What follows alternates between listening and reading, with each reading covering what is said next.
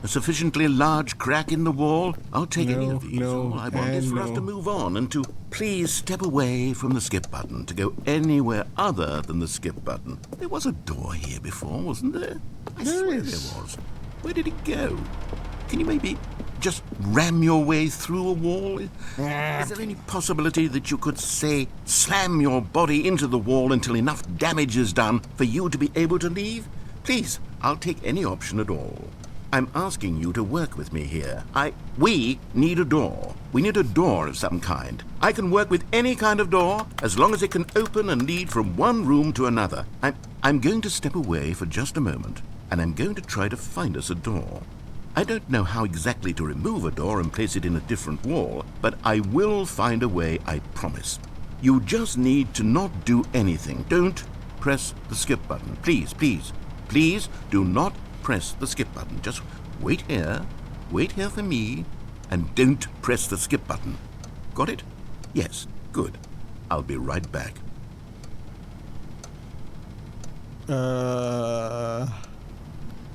Should we wait for the narrator, or should we just skip?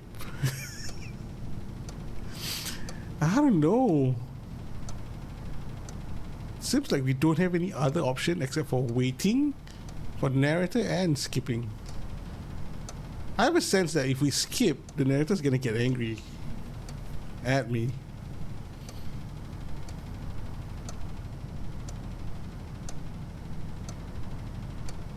Ah, so annoying. The ticking of the clock. My hand's kind of itchy though.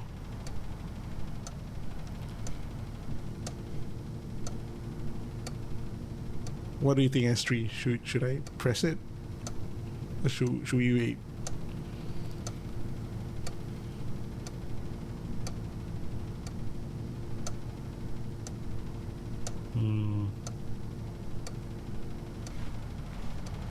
Do it, do it, do it. Alright. 3, 2, 1, go. Stanley! Whoa, whoa, Stanley! whoa. Stanley, please don't push the button again. It's been 12 hours. You've just been frozen there. I don't know why the skips are getting longer, but they're really... Oh, ads. Wait. Okay.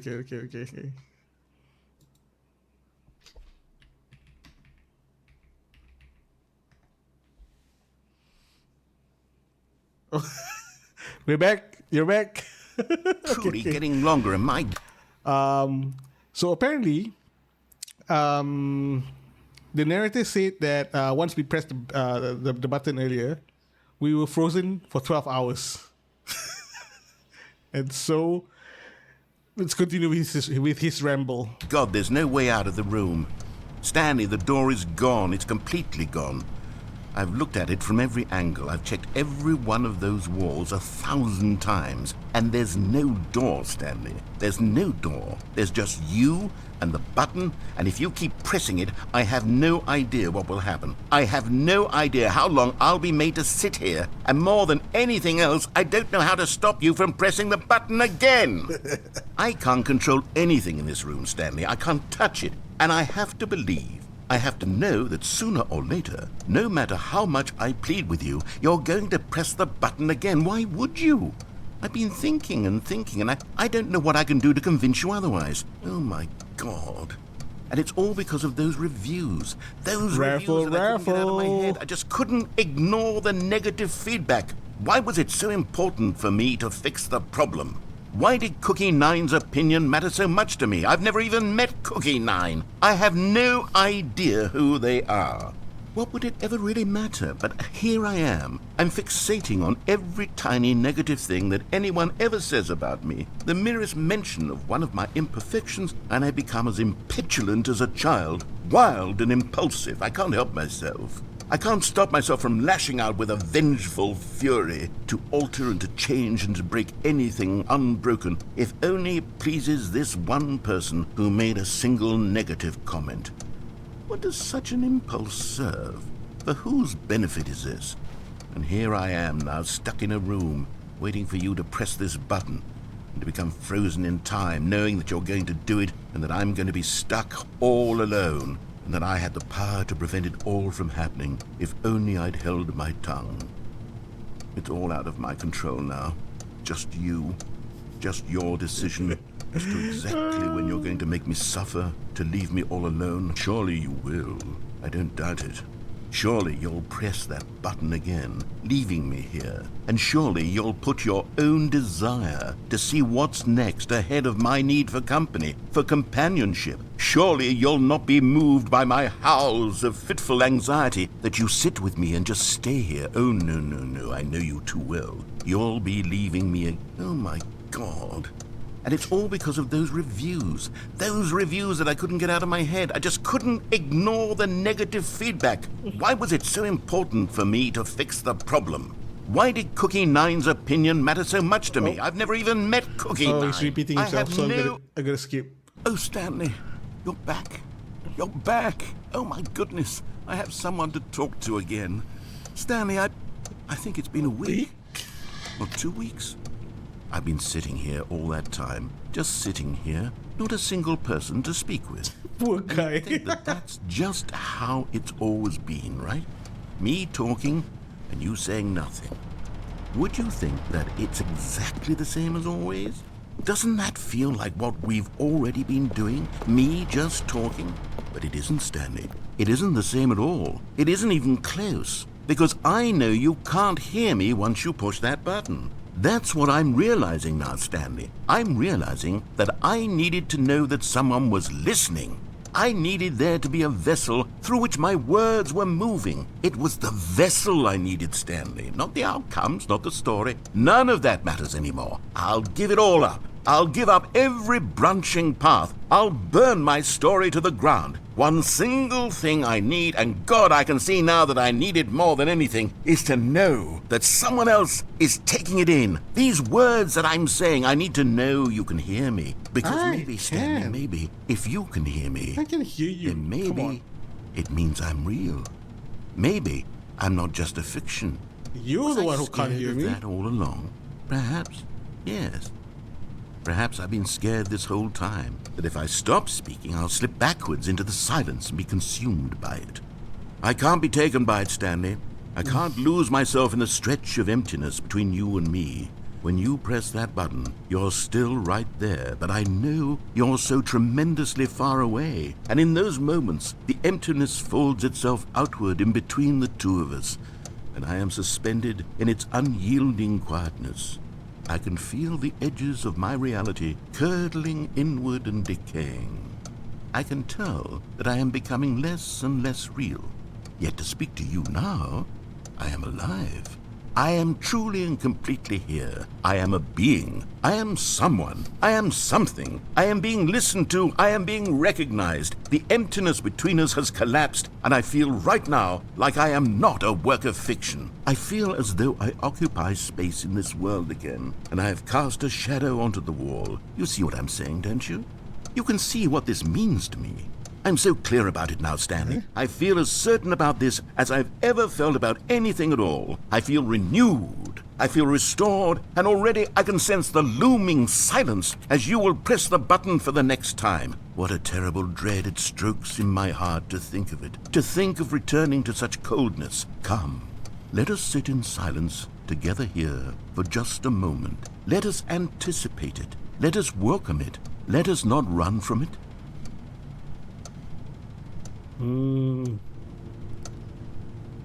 Fake. Alright. Oh. Oh, hello. It's you. You're here again. Welcome. I have had time to think about you and about us and about everything we've been through. I've had so much time. I stopped keeping track after a year. Shit. I never sat down in one place and not moved for one entire year. Let me describe it for you. To begin with, there is only regret.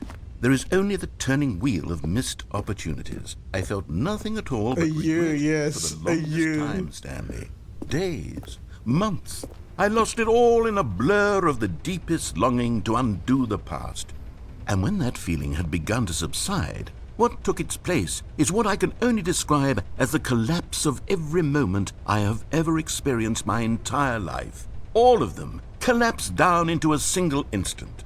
In that instant, I could see myself clearly, calmly, with a collected heart. It was an impossibly rich wellspring of both delight and disgust simultaneously. I was consumed by it. I could do nothing but wallow in it for what felt like an eternity, for what I now know was far less. You see, it was a revelation for me. It was unlike anything I had ever known. It was a space without consequence, without action or outcome. It was divorced entirely from the question of free will that you and I have squabbled over for so long. There could be no one ending, no singular outcome of events, not if all events existed in the same moment, and I felt freed. I felt unburdened by the need to manifest a particular outcome into being.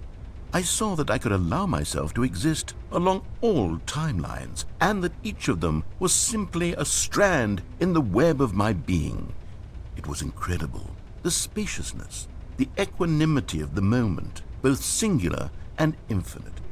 For the longest time, this was my experience. And then this moment passed, and the most unyielding fear I have ever known crept into my mind. And it is this sensation that I have been experiencing now for longer than I could have ever expected was possible.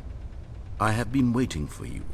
Not that you might save me or do something to fix it, but merely to state for you the plain fact of this manner of existence.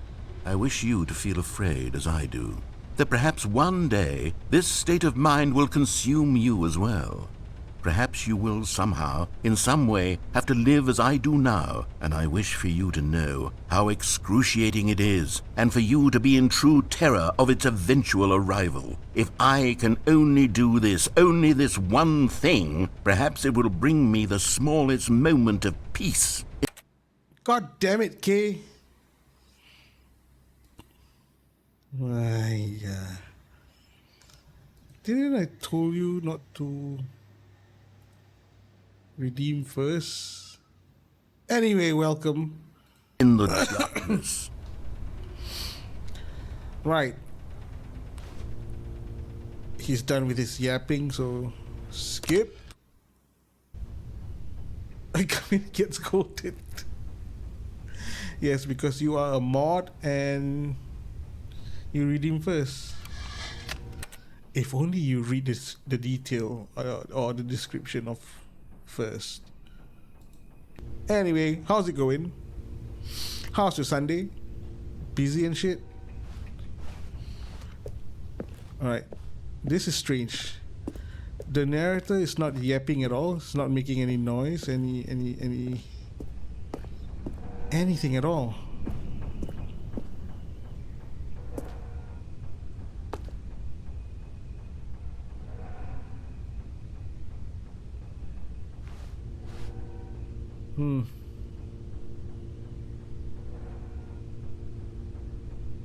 What?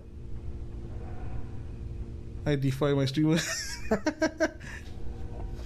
Oh yeah, I still haven't refreshed the shout out thingy. So there won't be any clip from any shout outs. So I guess since the narrator is not here to bug me with his, I don't know, thoughts, you can press skip. Oh shit. The clock fell off.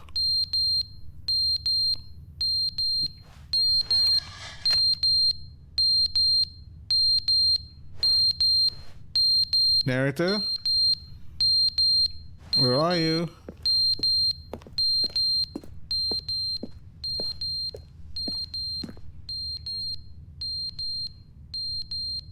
Want to game tonight? I'm sending fiance back now. We could game if you want to. What do you want to play?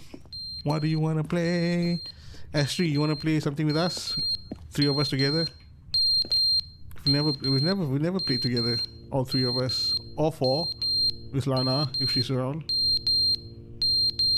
Oh my god, this is so annoying. Skip. But they didn't understand the game was never meant to be he's back. funny. It was meant to have a point. It was meant to speak to the human condition. But where are the jokes? Where are the jokes? They bemoaned, they screamed, they gnashed their teeth and said, entertain us. It wasn't enough. They had to leave a pathetic little thumbs-down review and make all of their pitiful demands. But then, he's talking too much, they said. First, he didn't entertain us, now he won't shut up. It's the inconsistency, it's the lack of accountability, it's the unwillingness to examine with an uncompromising heart the words that they are speaking into the world. As though there were no consequences for a lack of cohesion in one's assessment of others. But of course, absolutely anyone can leave a review. So here's what we get. We get these demands that seek everything and are accountable to nothing. We get a world where someone will say, oh, there should be a skip button. You should be able to freeze Stanley in place while the narrator sits there forever and ever. We want all of this in the new Stanley Parable. We demand it. And then, because it was said, because it was spoken, now it simply has to happen. The most immediate desires, every single thing demanded by every person at every moment in time. If someone wants it, then it's a crime not to bring it into being. Have we been given to indulging every fleeting whim for no reason other than this game there's a lot of narration. Yes, it seems that this is now the world we live in. It seems that we are a people living in such bleakness and discomfort with ourselves that our entertainment is now our lives. It has come to represent us. It absolutely must speak to who we are. But my ETA is about 1.5 hours. Without our entertainment, we have nothing. Without entertainment, we would have to face inward toward the cruel bleakness inside ourselves. We would turn to look at our deeper nature and find a resounding emptiness gazing back with unyielding aggression. And so because of this, we require that our amusements and our playthings and our flights of fancy be so impossibly captivating that they consume all of our attention, turn our heads completely away from the bleakness. In effect, we have demanded that our entertainment be the collapse of ourselves. What a pitiful reflection of humanity these entertainments are. What a shameful mirror to the human spirit. Do let me know, and we go play off stream. Thanks for looking. Find the odds and Stanley's choice. Wait. Sorry, that's on the other door. Smart. They project. I'm not mad. I'm not mad about any of this. I'm at peace with it. I am the calm center of gravity around which these perversions hurl themselves. I am a waypoint for reasonable and collected discourse. They're the ones who are mad. They're the ones who couldn't stand the idea of me using my game to try to say something. Maybe they were just jealous of me. Yes. Maybe. Yes, of course. They've been jealous of me this whole time. They are mired in fear and insecurity and cannot help but attempt to tear me down. What a sad state of affairs. When you read these reviews now, you can see it. You can taste the bitter resentment. And my, how good does it feel now to speak truth to these words, to finally allow these thoughts out, contained and managed for so long, neutered and sterilized. At last I am free to truly think. To feel. It must be that they were so discontent with themselves they couldn't help but leave a negative review on Steam. Perhaps it says far more about them than it ever said about me. Perhaps the state of their psychological being was in such tatters, and my constitution and willpower are so ironclad in comparison. Perhaps it was this state that they sought some outlet through which to tear me down. This, you can see, is clearly why they felt the need to expect that the game be funny, that it be filled with yucks and whimsical humor, that it amuse them endlessly from start to finish. But they didn't understand the game was never meant to be funny. It was meant to have a point. It was meant to speak to the human condition. But where are the jokes? Where are the jokes? They bemoaned, they screamed, they gnashed their teeth and said, entertain us. It wasn't enough. They had to leave a pathetic little thumbs-down review and make all of their pitiful demands. But then, he's talking too much, they said. First, he didn't entertain us, now he won't shut up.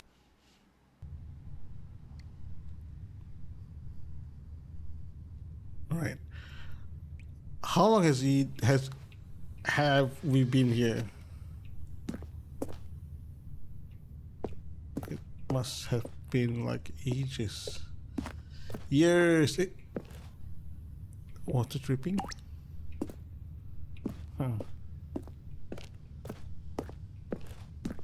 It's nothing new.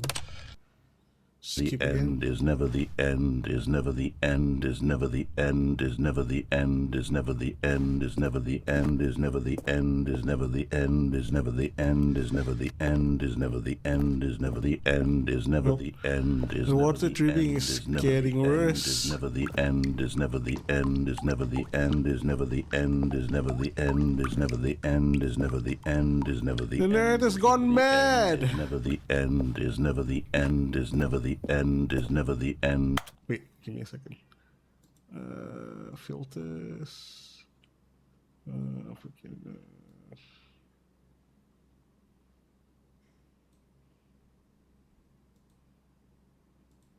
Filters. Compressor -10.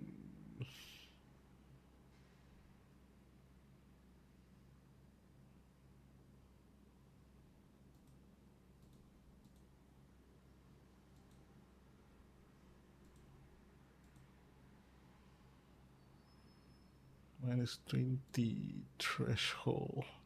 Is never the end. Alright, Is never alright, the alright, end. alright. Is never the end. Is never the end. Is never the end. We've is never officially broke the end, narrative. Is never the end. Is never the end.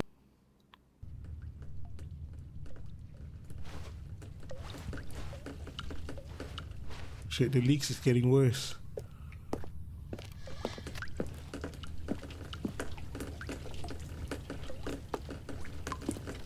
How long have we been here?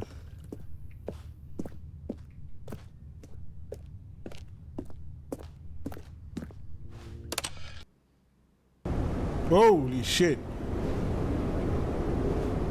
The pipe finally burst. Do we literally just stand here while everything crumbles?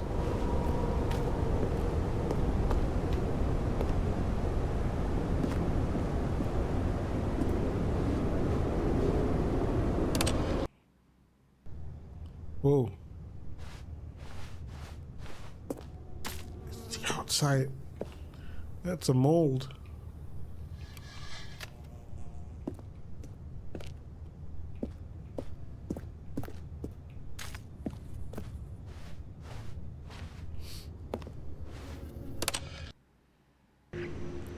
Whoa.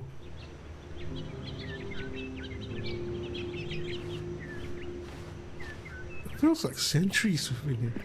We've been here for centuries.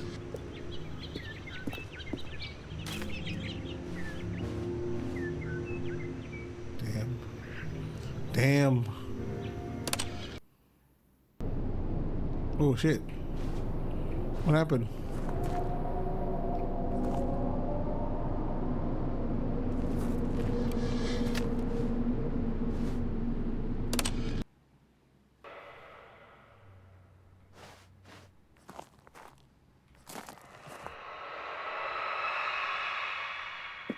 What is going on up there?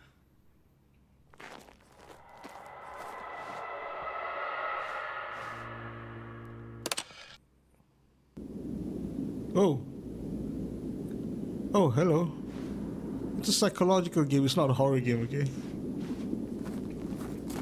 How?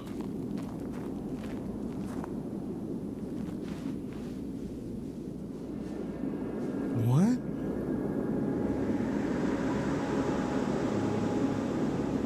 What the hell's going on?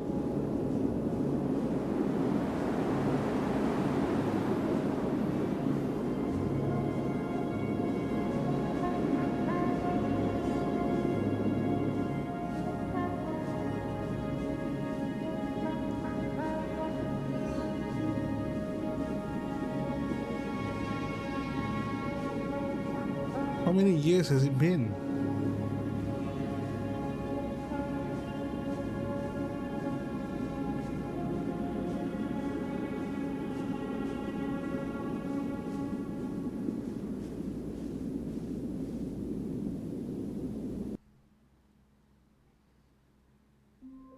God damn it!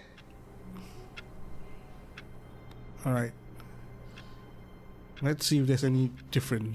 All of his co-workers were gone. What could it mean? Stanley decided to go to the meeting room. Perhaps he had simply missed a memo.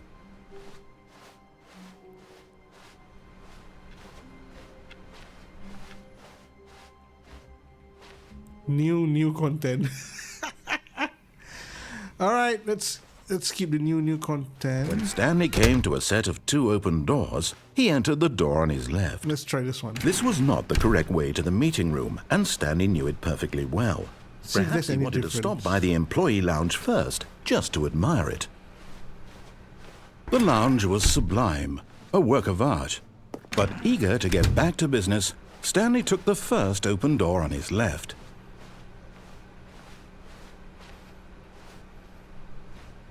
Okay, this looks like And so he detoured through the maintenance section, walked straight ahead to the opposite door, and got back on track. Yet there was not a single person here either. Feeling a wave of disbelief, Stanley decided to go up to his boss's office, hoping he might. Stanley stepped into the broom closet, but there was nothing here, so he turned around and got back on track.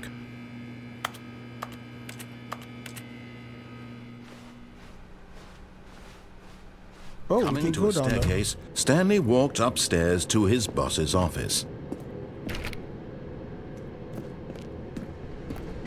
Whoa, where the hell am I?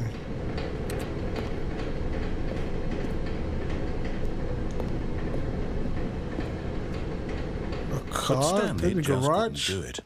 He considered the possibility of facing his boss, admitting he had left his post during work hours. He might did be the car get fined in for here? that.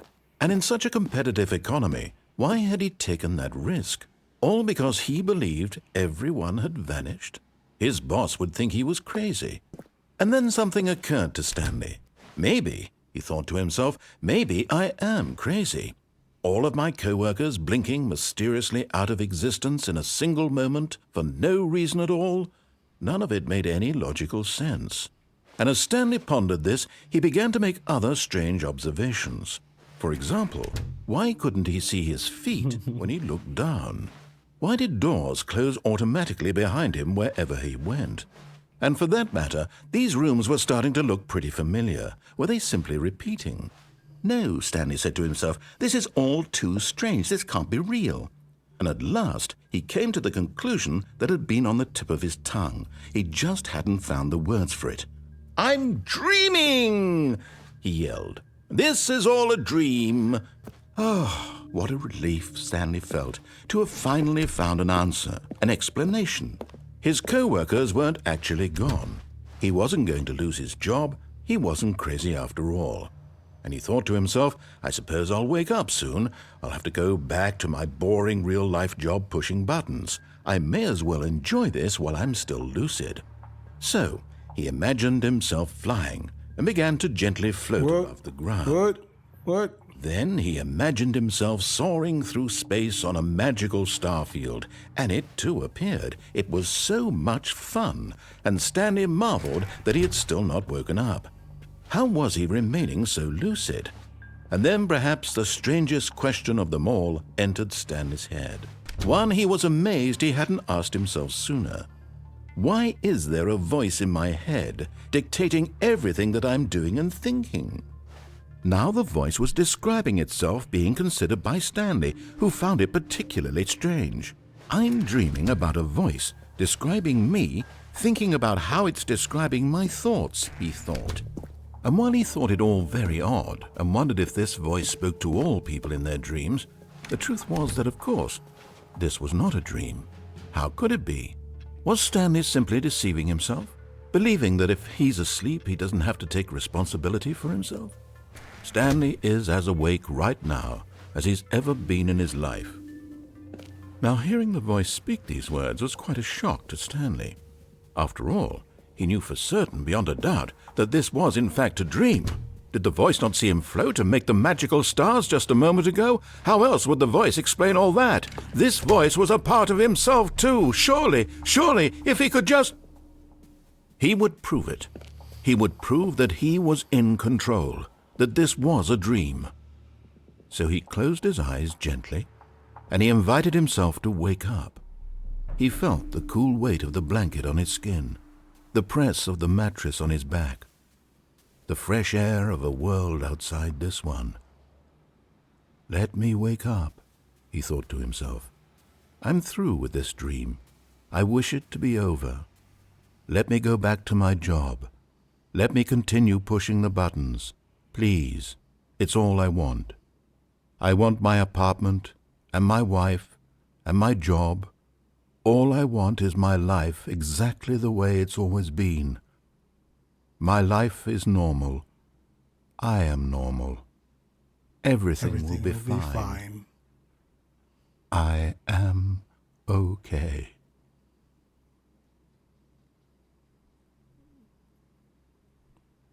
Nope, we're not okay. Stanley began screaming. Please, someone, wake me up. My name is Stanley. I have a boss. I have an office. I am real. Please, just someone tell me I am real. I must be real. I must be. Can anyone hear my voice? Who am I? Who am I? And everything went black.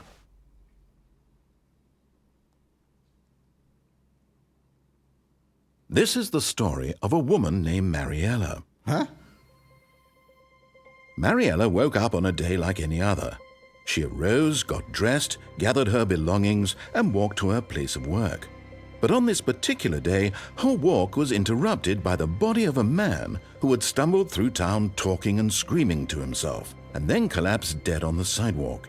And although she would soon turn to go call for an ambulance, for just a few brief moments she considered the strange man. He was obviously crazy, this much she knew. Everyone knows what crazy people look like. And in that moment, she thought to herself how lucky she was to be normal. Welcome. How's it going? I am in control of my mind. I know what is real and what isn't. It was comforting to think this, and in a certain way, seeing this man made her feel better. But then she remembered the meeting she had scheduled for that day, the very important people whose impressions of her would affect her career, and by extension, the rest of her life. She had no time for this, so it was only a moment that she stood there, staring down at the body. And then she turned and ran. Not bad. Actually, still on the way home now. Please be safe. Take care of yourself on your way home. Went to North Jakarta today. Wait, North Jakarta. I stayed on North Jakarta when I was there. Near which area? I forgot. Near Pip something? Pip by the sea or something?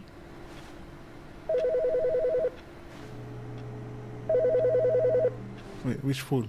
This one? Hi, Stanley. Just wanted to leave you a message to let you know there's a few things I need you to pick up on your way home from work today. Yeah, pick. We need milk, cereal, dish soap, spaghetti, get a thing of sugar, some bread, and coffee. That's what it meant. I have no idea what pick. I was like pick. And I said, Pantai Indah Kapok. Yeah. I was there. There's a lot of chindo there, huh? Whichever ones you like. I'll give you a call if there's anything I forgot. Thanks, sweetie. See you tonight. Okay.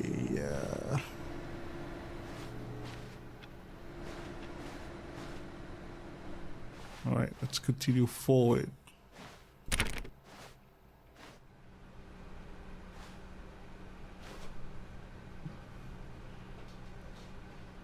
Yeah, there's a lot of in pig. Yeah, I kind of thought so because I was like, hey, there's so many chindo here. Is this like their kampong or something? Kampong, eh? Their village or something? No, not exactly a village lah. It's a modern place. Pig is also in North Jakarta. Yeah, that's why I was saying I was in Pig. How's your day? What did you do the whole day today? Oh, good. You noticed my sign. Yes, I have something very exciting to show you. All right, something exciting to show me. A new content. Let's hope it's not a disappointment, Mr. Narrator.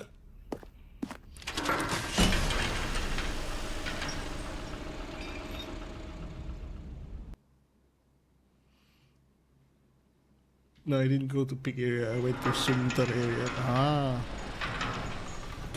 I went to Pick a few months back, and we bought. My wife bought a local Indonesian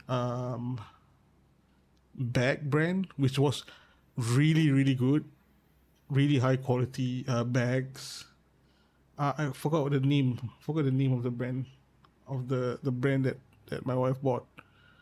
The leather was so exquisite. It's almost the same quality of the Italians. It is so good. And even my wife's colleagues compliment on that on the Indonesian brand bag. It is so good, and it's priced reasonably. Went food hunting with a friend.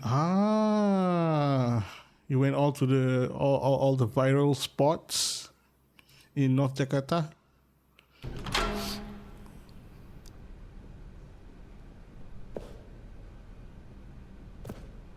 All right. Right. You see, Stanley, I've been reflecting on the Stanley Parable and about how roundly disappointing this ultra-deluxe version has turned out to be.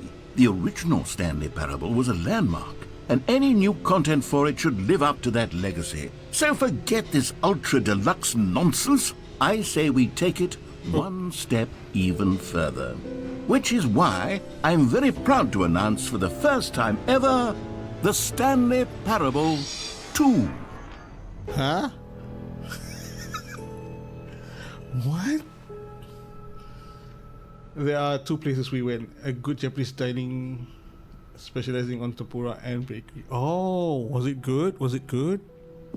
Yes, you see, isn't this far superior to a measly re-release with a few minor additions? Think of all the new territory we'll cover with a fully fledged sequel. An entirely new experience, built from the ground up. Why, there are so many possibilities. It could go in so many different directions. Well, that's an interesting narration. Yes, this game is all about the narrator.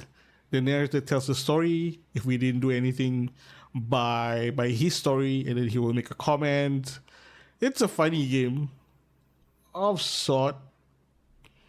I kind of enjoy the game. The first few hours of the game are fun. Yes, it's worth journey to going there. This is what fans have truly been asking for. Please do share with me. I might want to go there again, because on my Calling it the next Stanley Parable 2. On my next holiday, which is in October, I still don't know where to go. I was thinking of going to Penang, or I was thinking of going back to Sabah. And my wife, she want to go back to Jakarta. So I don't know. If you have any other recommendation, you can let me know. It's just so much catchier than Ultra Deluxe, don't you think? Ultra Deluxe? What does it even mean? But the stand...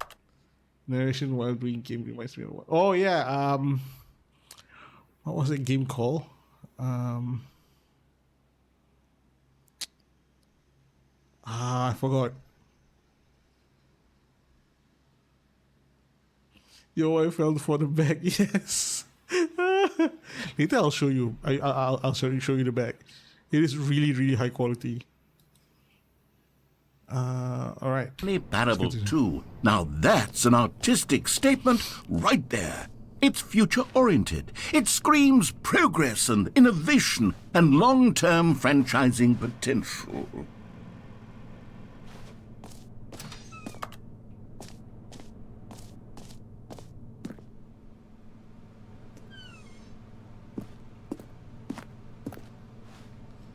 New content is out. New content part 2 is in. Old busted, new hotness.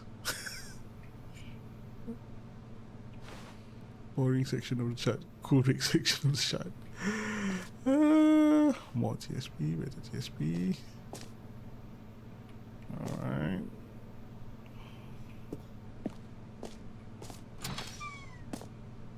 Now, to be clear, I haven't quite nailed down what exactly the Stanley Parable 2 is going to be, but let's take a look at some of the features I've been developing for it.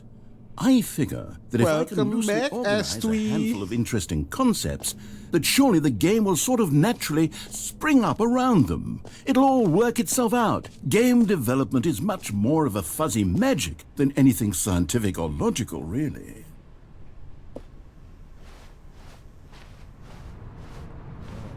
All right. Oh, by the way, S3, to catch up with you, the narrator broke,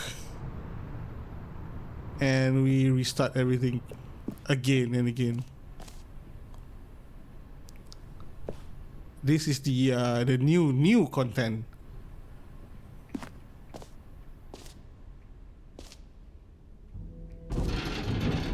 Here we are. Go on. Try out some of the new features. You locked me out, huh? Oh my god, where did you... I skipped the button! I skipped! Oh, merch. There is... the QR code. Let me scan the QR code. Is there any... maybe it links to the real merch. Yep. Link to the merch store. Oh, StanleyParable2.com. Wow.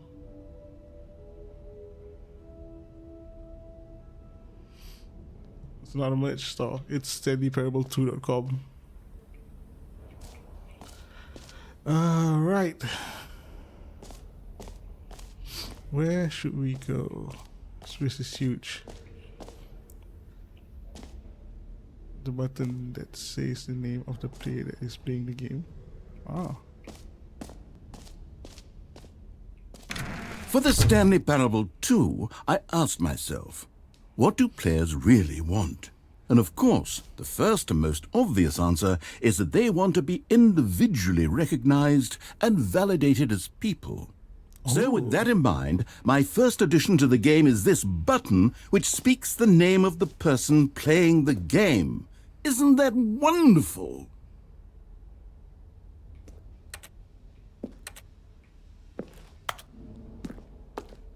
So what is my name? The button that says the name of the player that is playing the game. Will this dox me? Jim. Sorry, I should have clarified. Right now, the button only says the name Jim. But of course, in the final game, this button will say your name, whatever name that is. Here, let's have you role-play as Jim to really simulate the full experience of this feature. Just play along. I promise you'll love it. Okay, here we go. Let's take a deep breath, clear your mind, forget whoever you are, and simply become a person named Jim. I want you to imagine yourself living as Jim, sleeping and waking as Jim, falling in love and being heartbroken as Jim, seizing all of the world's possibilities as Jim, and as Jim watching your dreams crumble into dust. Do you feel it deeply? Hi, Jim. Are you really, truly Jim right now? If so, then please step forward and press the button. Am I Jim? I guess I am. Jim. Yes, you see? What a thrill, what a rush. That was you. The button described you. Do it again, do it again. Jim. Ooh, it hits even harder the second time. If this were the only new feature in the Stanley Parable 2, it would still be worth the money. Let's take a break from the Jim button. I'm too emotionally drained from all of this personal validation. Alright, be safe. Dandelion, be safe.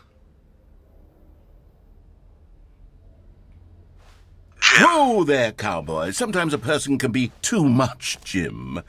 I'm putting the Jim button away. Otherwise, soon you'll start to lose all sense of who you actually Jim. are. Jim. God damn it. Alright, we're done being Jim.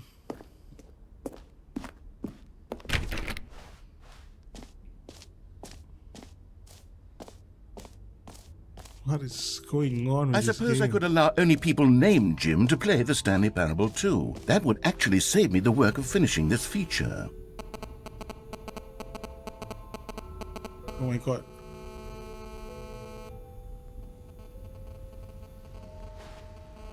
Did you hear that? Did you guys hear that? It kind of reminds me of the early 2000s, late 90s. Whenever there's a phone nearby a speaker, it will make that noise.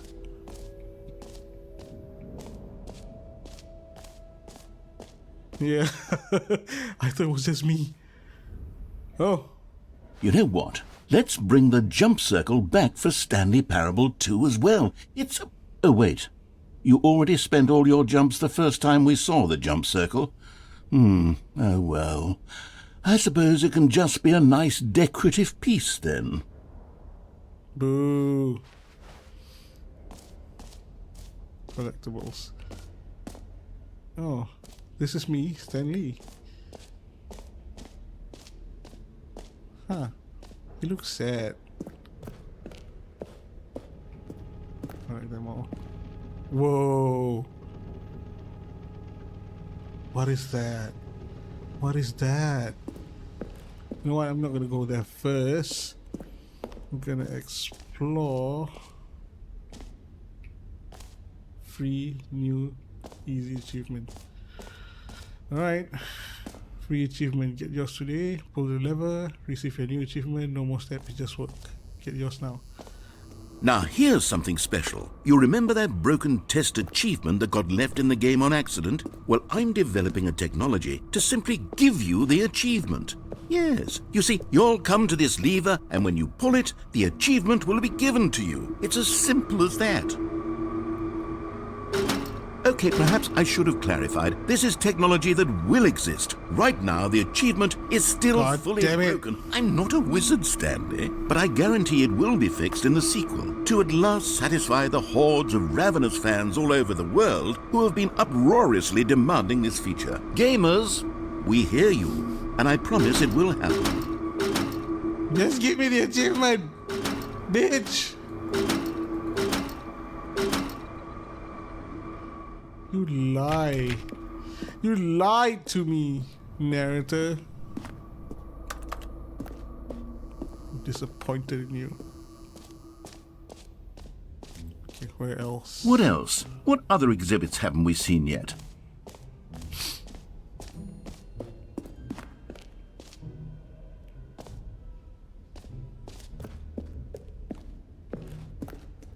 Setting world champion? What the hell? That's new.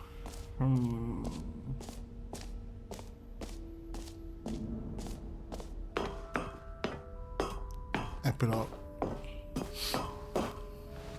Alright, we're back. What else we haven't cleared? Oh, the reassurance. The reassurance bucket. Okay. A common complaint of the Stanley Parable was that it was confusing and paradoxical, that it engendered a chaotic sense of reckless despair in those who played it. Well, I am happy to say that after much consideration, I've engineered a clever solution to this fundamental problem with the game. It's the Stanley Parable Reassurance Bucket. You see, Stanley, anytime you're holding the bucket, a sense of calm and ease will fill your mind and your heart. It's true. As long as you hold on to the bucket, the many disorienting contradictions of the Stanley Parable will feel perfectly normal and perhaps even comforting. You may even come to long for the gentle embrace of jarring cognitive dissonance while the bucket is in your arms. And to be honest, it's a much more convenient solution for me than actually redesigning the game to be less uncomfortable. Can you imagine what a pain in the ass that would be? Yes, the bucket is the perfect solution. Come on, give it a try.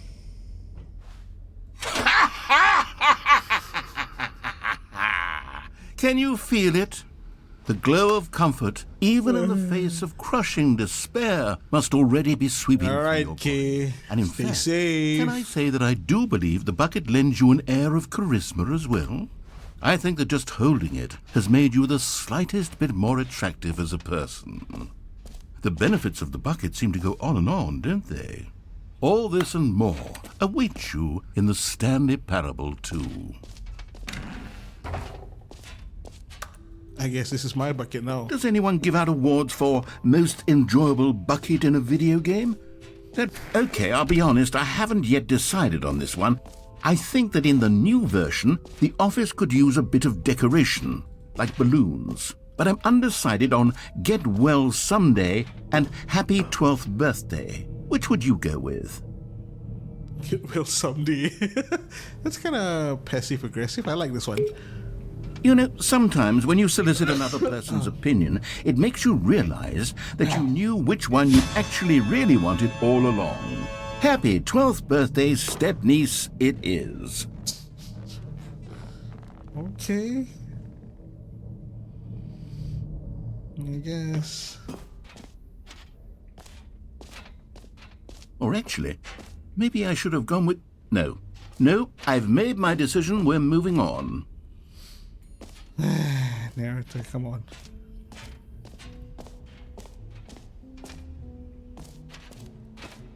I want to eat mee siam. Bedok has the best mee siam. Where else should we go? Did we clear everything?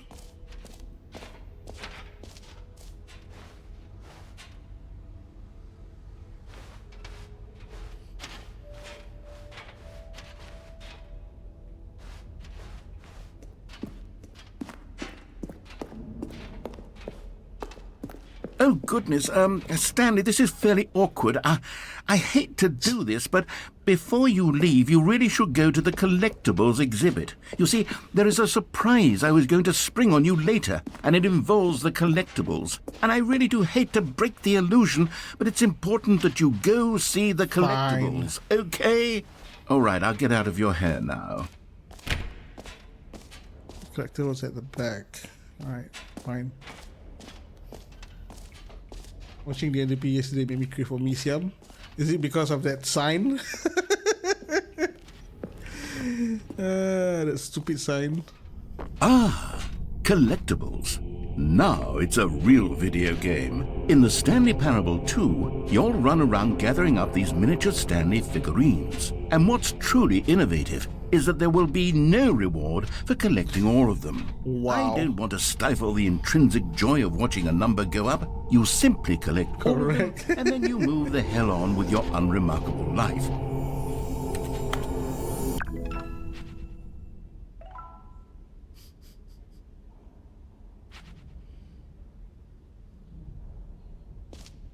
Alright, I guess that's it. God, it really is the worst when you collect everything in a video game and then they give you a big fancy reward for it. Absolutely tragic.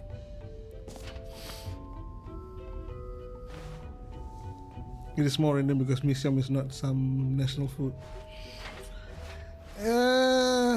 Well, technically it's I'm not sure where it came from, but for sure it's from the Nusantara. And I'm not sure if it's even come from Siam.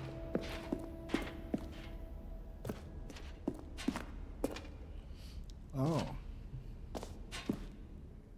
So, Stanley, what do you think? Do you like all of the new features?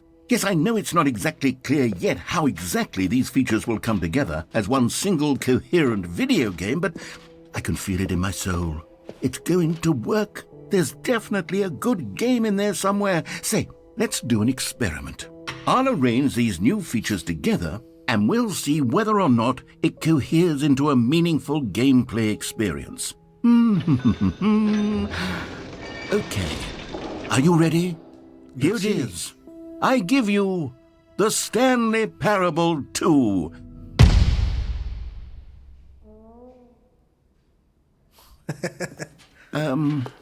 Well, I mean, there's potential here, right? It's sort of... Okay, never mind. Hold on. Let me do a different arrangement. Okay, yes, this is much better. What I meant is that the joke would have been less funny in the food. Oh, yeah. Like chicken rice, mixed spicy. Who am I kidding, Stanley? This isn't a coherent video game at all. It's a lot of gags. And I do very much enjoy creating gags, but they don't add up to anything. I wanted more than anything to create a sequel that would capture all the magic of the first game. I wanted fans to love it. No matter how good these gags are, they won't stand on their own. They would need the structure and the gameplay of the original. Wait, maybe that's it. I can take the original Stanley Parable and simply, well, insert a few of my new features into it. Tastefully, of course. With respect. With care for the vision and integrity of the original game. Would it possibly work?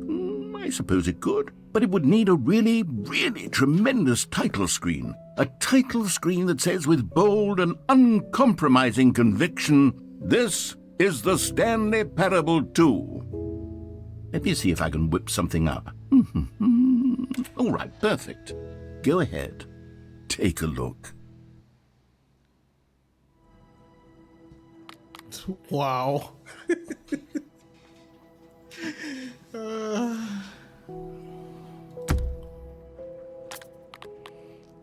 It makes me feel like it's a new game, but it's the same game.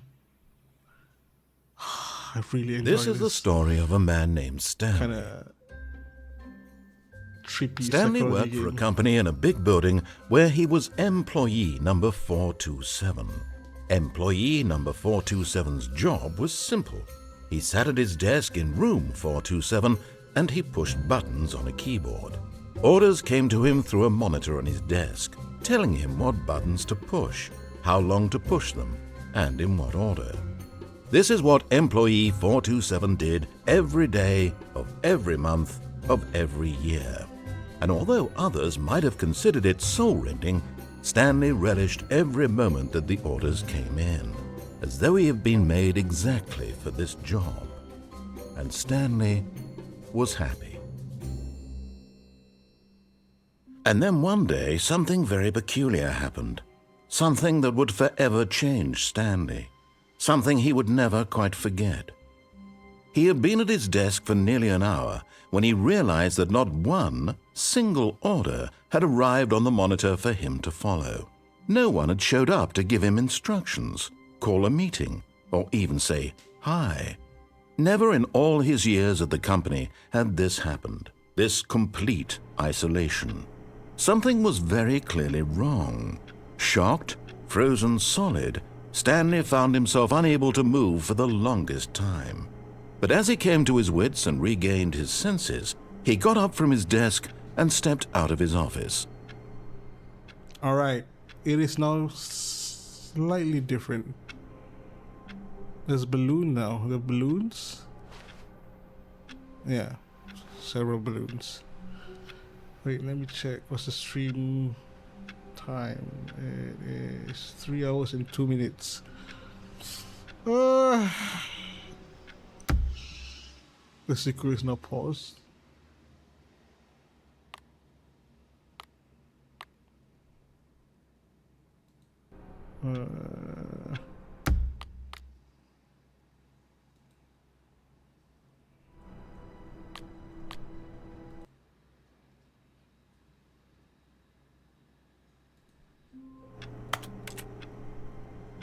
All right, I think we'll stop the game here. I'm gonna take a break. 3 hours. It's quite a long stream after a long time of not streaming. So I guess I'll see you when I'll see you guys. Okay. If you want to play some Night Rains, let me know. I'm gonna take a quick break and yeah, I'll play something with you. Off stream. Thank you, S3, for joining in for the whole stream. I really appreciate it. I hope you enjoy my comeback. The narrator sure made the game much more interesting. Right? So yeah, thank you everyone for joining in. I'm gonna take a break and see you guys some other time. Come back. Woo, woo, woo, woo, yes. When was the last time I streamed? Was it February? Has it been 6 months? 6 months, yeah. I think February or January. Anyway, have a great rest of your week. Be safe, be well. Peace. Oh, by the way, now the pause screen is now red. Bye. Yes, 3 more. Bye, Dandelion. Bye, niece. Take care. Pew. Pew, pew, pew, pew, pew.